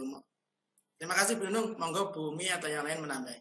Terima kasih. Oke, monggo untuk Bu Umi. Nah, ini saya beri kesempatan Bu Umi untuk menambahi jawaban dari Pak Agus Sunardi supaya jawabannya nanti lebih optimal dan maksimal. Terima kasih Pak Agus, Mbak Nunung, Bu Nunung. Baik, tadi luar biasa sekali. Benar sekali apa yang disampaikan Pak Agus, bagaimana mewujudkan profil pelajar Pancasila melalui budaya positif. Dan saya mau menambahkan di sini bagaimana caranya. Yang penting yang pertama adalah menyesuaikan visi sekolah, menginternalisasi visi sekolah dengan profil pelajar Pancasila. Nah, karena visi sekolah ini menjadi tujuan bagi gambaran masa depan sekolah impian masing-masing. Nah, ini perlu disesuaikan dengan profil pelajar Pancasila karena visi sekolah ini sangat penting sebagai acuan dasar sekolah tersebut bisa bergerak untuk maju. Itu sangat penting sekali dan bisa visi sekolah ini bisa dirubah sesuai dengan kebutuhan. Seperti itu. Kemudian setelah visi itu terbentuk dan disepakati oleh semuanya, perlu adanya kolaborasi antara warga sekolah, baik kepala sekolah, rekan-rekan guru, dan murid, bahwa untuk melakukan budaya positifnya itu apa? Misalkan pembiasaan yang terkait beriman bertakwa. Misalkan di sekolah itu ada pembiasaan tentang Asmaul Husna dan perlu dilakukan. Kemudian mandiri, misalkan ada bernalar kritis, kemudian itu ada gerakan literasi sekolah, misalkan ada program literasi sekolah. Nah, ini juga bisa dilakukan untuk mengembangkan kemampuan berpikir kritis dan mandiri anak-anak. Kemudian yang selanjutnya adalah bergotong royong, dan ini bisa diwujudkan dengan pembiasaan positif seperti Jumat bersih, kemudian bisa dilakukan setiap hari Jumat seperti itu. Kemudian ada tentang kreatif. Di sini sekolah bisa membuat program tentang gerakan memilah sampah, di mana banyak sekali sampah-sampah plastik Misalkan seperti galon mineral itu bisa digunakan untuk membuat bak, kemudian anak-anak yang diminta untuk membuat untuk sesuai kreasi mereka, kemudian digunakan untuk memilah sampah mana yang organik dan non-organik seperti itu. Sehingga secara bertahap profil pelajar Pancasila itu akan tumbuh menjadi budaya positif di sekolah itu. Secara tidak langsung akan mewujudkan profil pelajar Pancasila seperti apa yang sudah diprogramkan oleh pemerintah. Demikian yang bisa saya berikan, Bu Nunung. Terima kasih. Terima kasih atas jawaban dari Bapak Agus dan Bapak Ibu Umi Mayangsari. Semoga memberikan kepuasan atas apa yang ingin diketahui oleh Bapak Ibu di SDN Satu Getas. Bapak Ibu semuanya, Bapak Ibu hebat semuanya, karena keterbatasan waktu pada siang hari ini, acara pada siang hari ini, yaitu pada acara diseminasi budaya positif, pada sesi tanya jawab saya cukupkan. Semoga pada acara siang hari ini dapat memberikan manfaat bagi kita semua.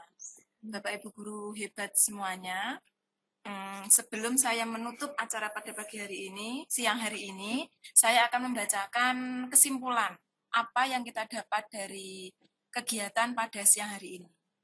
Adapun kesimpulan yang dapat kami sampaikan atau saya sebagai moderator, yaitu adapun kesimpulannya adalah budaya positif itu dapat diterapkan dengan menanamkan disiplin positif.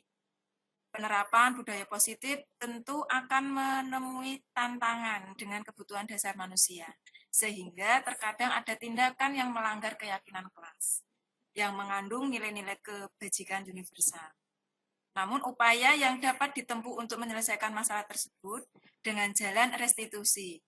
Nah, restitusi itu dapat dilakukan dengan 3 langkah, yaitu menstabilkan identitas, memvalidasi tindakan yang salah, dan menanyakan keyakinan. Demikian Bapak Ibu guru hebat semuanya, kesimpulan pada kegiatan pada siang hari ini. Marilah acara pada siang hari ini, yaitu acara yang terakhir, yaitu penutup. Marilah kita tutup acara pada siang hari ini agar memberikan manfaat, memberikan barokah pada kita semuanya dengan bacaan hamdalah bersama-sama. Alhamdulillahirrahmanirrahim. Bapak Ibu guru semuanya, saya sebagai moderator sekaligus pembawa acara pada siang hari ini mohon diri, dan jika ada salah kata, tutur kata saya ucap, saya mohon maaf yang sebesar-besarnya. Saya akhiri, wabillahi taufiq wal hidayah, waridha wal inayah. Wassalamualaikum warahmatullahi wabarakatuh. Waalaikumsalam warahmatullahi wabarakatuh. Salam penggerak, bergerak, menggerakkan. Tangan buat kita semua. Terima kasih pada Bapak Ibu guru yang sudah mau mengikuti kegiatan kami. Lemah teles Gusti Allah ingkang bales nggih Bapak Ibu guru semuanya. Terima kasih. Terima kasih. Bu Henry, Bu Juwarse, terima kasih dukungannya. Bu Juwarse mana? Halo Bu, terima kasih sudah mengikuti kegiatan kami.